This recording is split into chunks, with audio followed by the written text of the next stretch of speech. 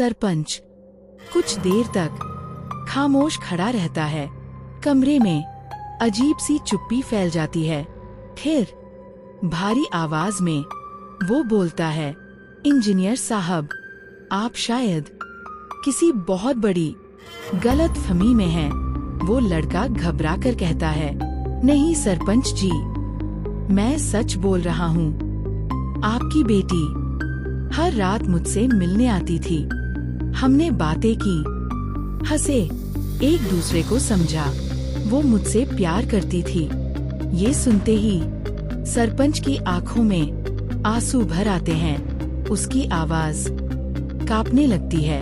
वो धीरे से कहता है, बेटा, अगर मेरी बेटी जिंदा होती ना, तो आज मैं खुशी खुशी उसका हाथ तुम्हारे हाथ में दे देता। इंजीनियर चौंक जाता है। ये आप क्या कह रहे हैं? सरपंच अपनी आंखें झुका लेता है और फिर वो शब्द जो किसी भी इंसान को तोड़ दें, मेरी बेटी को गुजरे हुए 5 साल हो चुके हैं। वक्त जैसे वही रुक जाता है। ना, नहीं, इंजीनियर पीछे हटता है। ये झूठ है, मैंने उसे देखा है, बात की है। उसने मुझसे कहा था वो आप ही की बेटी है। सरपंच बिना कुछ बोले घर के बाहर निकलता है। इशारे से कहता है, आओ दोनों चलते हैं गांव के उस कोने में जहाँ कोई शाम के बाद नहीं जाता। और फिर वो जगह आ जाती है, कब्रिस्तान।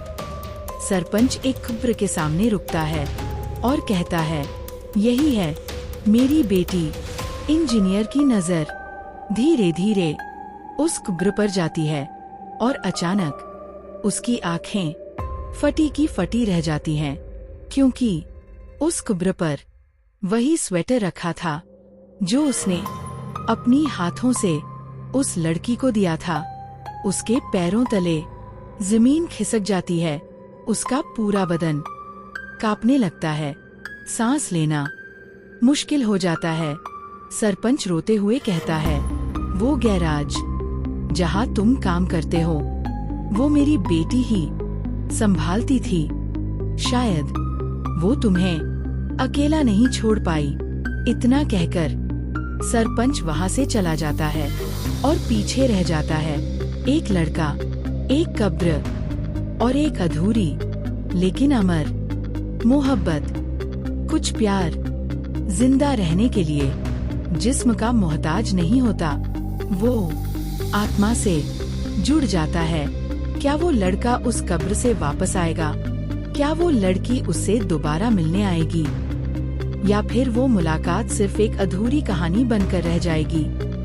इन सभी सवालों के जवाब एक चौंकाने वाले सच के साथ जानने के लिए देखिए पार्ट नंबर 5, आखिरी पार्ट।